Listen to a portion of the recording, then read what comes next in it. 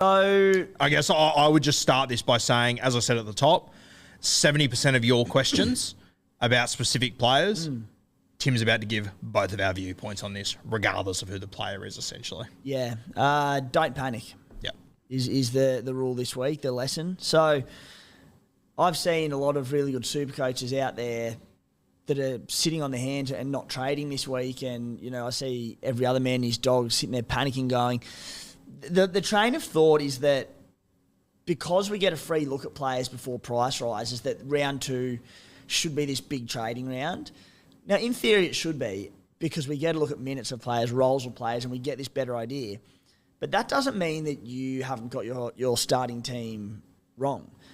I'm looking at my team now, and as I said, I've got Garner, who I have question marks over, Pele, who I've got question marks over. Aside from them, I'm very happy with everything that my side has done. And let's take Egan Butcher as an example, who scored poorly, and we'll get to him in more detail later on. But there's a fire sale of him. I look at him and go, well, he looks set to play 80 minutes, so that was a tick. There were a few question marks whether he played left or right edge. He got that left edge spot outside Luke Keary, which is a great place to be for a back rower. So despite the poor score, I'm like, no concern. He'll be fine. So people moving to a few of these CT dub cheapies who scored really well, and they're selling off ones who didn't. There are a lot of people going, say, Khan Pereira to Asako, that sort of trade. I'm like, Khan Pereira's bottom dollar. He's on good Titans left edge. Kieran Foran's been named, so he'll have his moments. He'll score his tries. Like, nothing's changed for me. The big scores from certain CT dubs will roll out of their 3-round average after one price change. So let's say Asako comes out and scores 15 this week. It could happen. And then all of a sudden you're like, oh, well, geez, might have been off the money there. So essentially the lesson is just don't rush. If you're making a trade this week, do it for the right reasons. Don't do it because you feel the need that you have to make 2 trades this week. I don't know if we'll get to it later. I don't know if you're trading. I'm looking at probably maybe 1 trade max at this stage. There's going to be teams out there who got 3, 4, 5 things wrong, and they go, I stuffed up, I need to make my 2 trades. There might be some teams going, I completely stuffed up, I need to boost. That is fine. Every team is different. But just essentially, it's a 1 week. There's anomalies. So I'm more than happy to sit on my hands this week, have a bit of look at things. And mate, as you said, a guy like Asako, his round 1 score will roll out of his average, that real high one, as will the low ones. Don't panic. I think there's 3 guys that sum up this weekend and how stupid some Supercoach players are in panic. First one is Cam Murray. If I said to you 10 days ago, hey, South Sydney are going to lose 2 middles in the opening 20 minutes and Cam Murray's going to score well, you'd go, yeah, no, that makes sense. I know who he is. He's a gun. That's exactly what fucking happened. He's still a weapon. You knew he was a weapon 10 days ago. Why are you pulling your team apart now to get him? You knew who he was. You knew that's what he was going to do. Jermaine Osaka, you already mentioned him. Any winger in this competition, if the attack goes down their side, they score 2 tries and they goal kick, he's going to do well.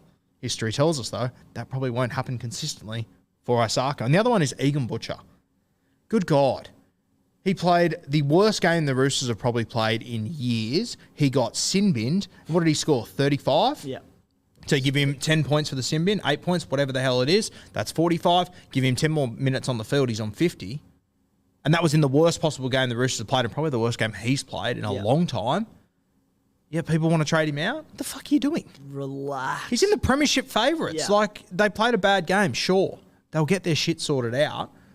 I mean, it blows me away, the mindset of some people after one game. It's wild. Yeah, like I look at a trade that I don't think I'm going to do it for reasons we'll get to, but potentially getting sort of Jackson Ford in and trading out Luke Garner, and that's not one that I'd be happy with making. I'm just looking at, I think there's going to be a lot of great buys and sells for that matter emerge next week when we get a 2-game sample size, which changes a lot. We get more accurate break-evens of, we know blokes that are going to make money, blokes who aren't going to make money. So, like, what happens if this week Ford comes out and plays 55, 60 minutes and you go, all of a sudden, oh, not that keen on him, and Luke Garner gets his 80 and kills it, and you go, oh, shit, that changes straight away. And Jackson Ford is a classic example. He looks great. He's unreal. Everyone's so excited. For all you know, Curran Niokore might have been carrying an injury coming into that game. You just don't know. Just wait a week. Don't pull your team apart. Wait a week. As Tim said, if you're someone that has completely shit the bed and you know what you're doing with Supercoach, sweet, go. But for the vast majority of you, it's week 1. It's okay. And the other beauty of this, we've got boosts. If you didn't have them, then it would be a little bit of a different story. A lot. But to have, to be able to make 3 trades next week, that is huge. It's a huge advantage. We obviously had it last year. Previously, we didn't. Don't panic. Chill the fuck out. Yeah, and we saw injuries to Roosters middles. We saw injuries to South Sydney Rabbitohs middles. This means Moali played bigger minutes. Shaq played bigger minutes. I saw Lindsay Collins thrown about, who is a sneaky mid-range front row forward option with the Roosters having a few injuries now. But again, they were all in games where minutes were inflated. Josh King was outstanding last week. He could be a terrific buy. However, he played 80 minutes. Like, Josh King's not going to play 80 minutes every week. I don't think. I could be wrong. I don't think he'll play 80 minutes every week. They've got forwards coming back. So another one I'm like, just wait a week and make sure, because if Josh King comes out and plays 50 minutes this week, you're going, all right, we've got that same plodder as last year who was okay but isn't going to do much. If he comes out and plays 80 again this week and kills it, sweet, I'll get him. If Jermaine Asako comes out this week and scores another ton and he has a break even of neg 100, I'm like, cool, I'll get in on that cash. But if he comes out and scores 20, I'll go, all right, dodge that bullet. I'll give you an example of Josh King. He was sitting on my draft waiver wire last night. I didn't even waiver for him. There you go. What happens when Tariq Sims gets named next week at 13? And when Tui Kamikamitha comes back as well. Yeah, and then you've got Mad. You got that 90 in his rolling average for 1 price rise, and then it's gone. There was also a golden point in that game, so an extra 4 minutes. No, not game-changing, but he had a try assist. I think he might have had a line assist in there as well. That'll be a rarity. Yeah. So it could be a great buy next week, but just wait. And we were speaking to someone this morning who mentioned trading Jacob Preston.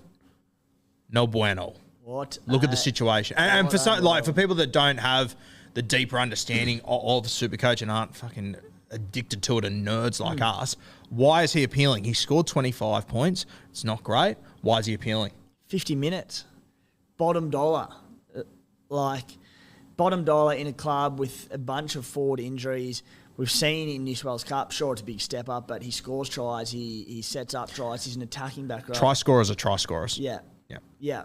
So, again, he's bottom dollar. It's not like we paid $500K for him and expect him to play 80 minutes. It's like we paid bottom dollar for him and he got 50 minutes. I'm like, sweet. It's exactly what you want. And he's a worker. Like, I know it was 25 points, but the Doggies was almost a just complete write-off that game for them. Yeah, he had a couple of errors. He got within a bee's stick of scoring a try anyway. If you would have got given that, no one's having this conversation. You got to look at the entire big picture of all these things. For me, for example, I started with Olakawatu. Only scored 52. He's got a bye this week. I'm not panicking. It's okay. And he looked awesome. He looked great. Yeah. Only got 52 to be fair, but it's okay. Yeah. You're going to have those games, yeah? The minutes were there. That's what matters. You know what his pedigree is. Yeah, especially round 1, mate. Like, defences are so up for the first game of the year. Attacks are clunky, so they're obviously often lower scoring affairs. We say that each and every season. Sides are fired up. So there'll be blowout scorelines that will come. There'll be more points scored. Just chill. Yeah, and same goes with, so many of our CTWs between your Tarubas, your Campieras, these sort of guys. Like essentially all of our cheapies, no one went over 40 points. But no one scored any tries. Do you think that's going to happen for the entire fucking year? Exactly. Just chill out. Chill out. I will say this did almost put a hole through my TV when Campiera got no ball in my classic and draft team, but that's okay. Can deal with it. Just kept Phil Sammy on his inside. He was the one. Yep. I couldn't stop him, so I didn't get to touch the ball. Great news for Campiera. I was pretty scared when Foz went down just because he was bottom dollar. He's got speed to score tries, but a big part of him was Foz being on that left edge. Even if Foz doesn't play this week, the injury obviously isn't too bad, so big win for Fafita, big win for Pereira. Yeah. I think for Pereira, we really need Foz there, though. How good was the moment of Dave Fafita about 20 minutes into the game getting put through a hole for a try assist from Foran? How shit was the news that he re-signed with the Titans and he's not playing for a contract anymore? Not ideal. 17 runs last week, 4 runs this week. But how good was it just seeing Fafita running off a half that squares up the line and just gets his timing right? And like as your brother pointed out a few weeks ago, that sometimes he's too flat. You could just see, as it should have been for the last 3 years, Foz during that set has gone, hey, get your ass back there, get in the spot you need to fucking be. And he's gone, yep, sweet, he can do it. Just need to put him there. He could average anything if he stays next to Foz all season. Mate, he really, I don't know why we didn't talk about it last week. I didn't even think about the potential of him moving to the other side. And then when the game started. I think the Fermor injury happened after with the podcast, didn't it? Did it? Maybe, anyway. Anyway, to be honest with you, I until I sat down and watched the game and then I saw it, I went, of course that was going to fucking happen. It's unreal. I love it. All right. Any other players you want to touch on there in your... All good, mate. All good there. All right, well, we get into some of your stats then? Yeah, so I each week want to do a bit of a dive into the stats that have caught my eye. Obviously, I write a big team analysis for the SC Playbook website, going through every squad named of a Tuesday. And from that, I just go through and find a lot of things that change my opinions on a lot of players. So some of them will be deeper dives and a bit more, a bit better stats. Some of them are very surface level that are very much available to everyone and they're in front of your eyes, but they've changed my opinion of a player. So, mate, just going through those. And the first one I'll start with is Eliesa Katoa. We came into round one thinking, all right, hoping Katoa and Loiero got big minute roles, hopefully 80 minutes for the Storm. They both did. We were thinking that Loiero, probably a bit better job security, more of a worker. He'll punch out a solid 40, 45, hopefully get the odd attacking stat. Katoa, we thought was going to be reliant on attacking stats, busting tackles, scoring tries, that sort of stuff to score well. Played the full 80, Katoa. Only scored 54 points. He did not have a single tackle bust, nor an offload, or any attacking stat, which is really encouraging for me. Yeah, for sure. I think that with Katoa, I expected to come in here and get all of his points with, your tackle breaks, your offloads, as you said. It was great to see him do it without that. My worry is always with round one, guys at new clubs, they're on their best behaviour. Having a crack. They're having a red hot crack. You look at Bryce Cartwright. Fuck, didn't he bring his shovel to work the other day? That's my only worry with these sort of guys. And we've seen Eli Katoa before come out, do really well, and then just sort of fade off. Hopefully the Melbourne system, it is completely different. But yeah, Eli Katoa, I think, is one that I want to get. Well, I mean, you want to get a month sample size of all these guys, realistically. But he's definitely one that I want to watch long term. But if you've got him, you've got to be happy. Very happy. And he's one that if I hold on to Garner this week, if I hold on to Garner this week and Katoa comes out and does the same, maybe Jar's a bit of an attacking stat and goes to 60, 65, that's a trade I can see myself making next week if Katoa looks good and the Storm look good.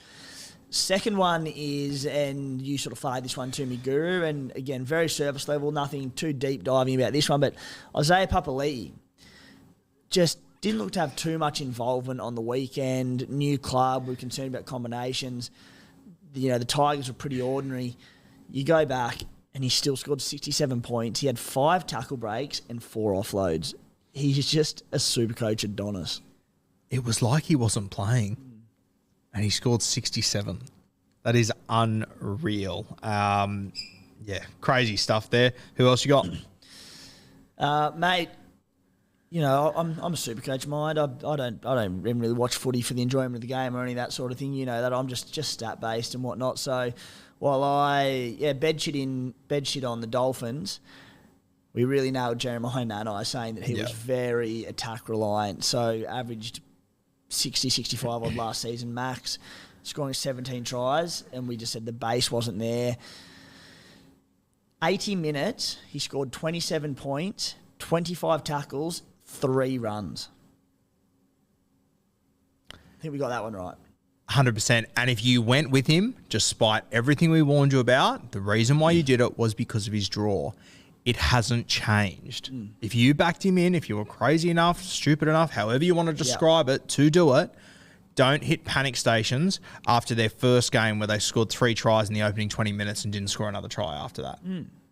You got yourself into this. There was a reason why you got yourself into it. He's all of a sudden not a try-scoring forward. He still is. Yeah. but you're going to have to rely on it. You did this. Yeah, a great example of the prior topic. And if you sit there and go, all right, I genuinely got this one wrong, you can do it for the right reasons, because when he doesn't score tries or have line breaks and all that sort of stuff, these scores are going to happen. Now, this was a particularly bad one, but he's an example of, you backed him, well, back him again to score a double this week and come out and turn up. Yeah, and it is a particularly bad one, but, teams are well aware of him now. Teams have got tape on him now. Teams are going to double up on him. It is like... It's almost like they'll double team him for that crossfield kick that he scored 1,000 times last week. Yes. You knew this. Sympathy is very minimal. Now, the next guy was my third pick overall. I spent the entire 6 hours driving from Armidale back to Sydney trying to work out with my draft team if I take a Cleary VC of 51 or if I captained Tapane because I was in a pretty close game and I was reasonably safe. Spent 6 hours thinking about it, and I think Tapane ended up scoring 5 more points than Nath Cleary. So, lucky I didn't need that time back in my life. That's good. Joe Tapane, 57 points to start the season. Round 1, less than probably what owners would have hoped. Hardly concerning. What was concerning, though, a little bit was the 50 minutes on field, particularly with Josh Papali'i, not named this week, but still to come back into that side, which may take minutes. Look, Taps isn't going to play less than 50 minutes, but the stat that stood out to me with him was 1 offload, 1 tackle break. Yep. He offloads at will most of the time. He often ends up with 4, 5, 6, 7, if not more, tackle breaks. So... scratching the surface of what Joe Tapane is going to do this season. Yeah, for sure. And I think that, even though you have got Josh Papali'i returning, I still think Taps, you had in that game on the weekend.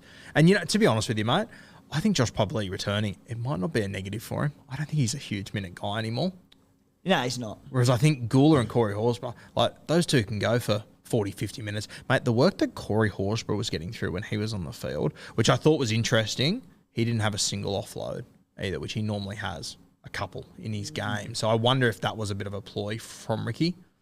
Maybe just I think the style the Raiders are going to need to play this year off the back of not having sort of too many superstars in the back line. I don't know how many points they've got in them this year. I think second phase play will be crucial to them. But round 1, we see teams win games by playing conservative, completing high, and just getting through their work. So maybe it was Ricky Stewart saying, boys, if it's there, throw it, but let's just work through the middle and grind this one out. Yeah, I thought there was a couple of times where Joe Tapane could have offload and chose not to be honest with you. So I wonder if they're, I'm not too worried about him. Mate, a guy that did worry me on the weekend was Tino.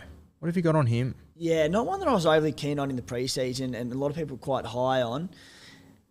38 points in 58 minutes. Minutes below what owners would have wanted. Not substantially. I think owners were probably hoping for 65 minutes.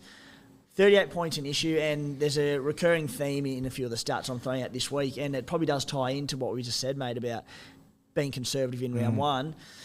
38 points, 25 tackles, 15 runs. That's pretty solid. Again, no attacking stats, no offload, no tackle break. That probably won't happen again this year. Yeah, and I think with Tino, he's such a young guy, he's a leader of this club. They want him to be a leader for the next 10 years.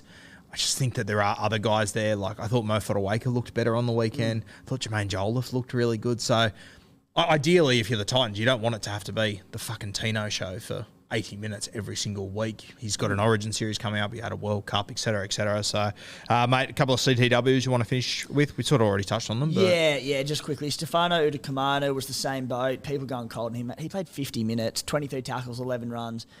1 tackle break was his only attacking stat. He had 9 in a trial, the first or second trial. I'm not going to get that every week, but there's way more upside to Tino there. I had Isaac Thompson as a CT dub. Bunnies were good in round 1. He only scored okay, but he did have 9 tackle breaks. I'm sitting on there, this could be absolute gold. So Thompson. And then probably a bit more of a deeper dive, a few deep dives in this one, but around Jermaine Asako. 7 games on the wing in 2022. He averaged 36 points. That was for a top 4 Broncos side. Now, the Spy pointed out on the podcast last night, and I haven't checked it out, but wouldn't have been goal kicking in many, if any, of those games because of Adam Reynolds. But if you add, say, 10 onto that, it's still only a 45 average for a top 4 team at the time. 2021 in 5 games on the wing, averaged 45.6. Not bad, but not exactly reassuring. Yeah. And you're also relying to better that on the Dolphins getting up again and exceeding expectations. So he's done that for some decent sides. Not the best wing numbers. Yeah, I think on Isaac Thompson too, just worth noting, obviously South Sydney on the weekend, they were going to the right a lot more. Huge. And I know that he didn't get any points on the back of that, but every try that Campbell Graham scored, Campbell Graham did the exact right thing. It was on for him. Like, I don't think Campbell Graham is a hog by any means or anything like that. He's shown he's got a brilliant passing game. So I think there is a lot of upside in Isaac Thompson over the next few weeks. The Bunnies for so many years have just been left edge dominant because of how good it is. To see Ilias kill it and command a lot of ball and succeed, so promising for Thompson. Huge. Fucking huge. Especially, I kind of felt like a lot of the times that Ilias put things on down that edge as well was when you had Walker and Latrell out to the left and he overcalled them. I think once they get in a bit more of a rhythm, we know that Latrell has probably got the best cutout ball in rugby league. Isaac Thompson will feast out there, I reckon. Agreed. And the Bunnies have that horror draw early on, and I've touched on it a few times. I think he's going to be a bit of a slow burner and start a little bit slowly like he did on the weekend. But once those softer games come, he could be like an elite player in 17s. Yeah, I agree. If he keeps his spot in the team.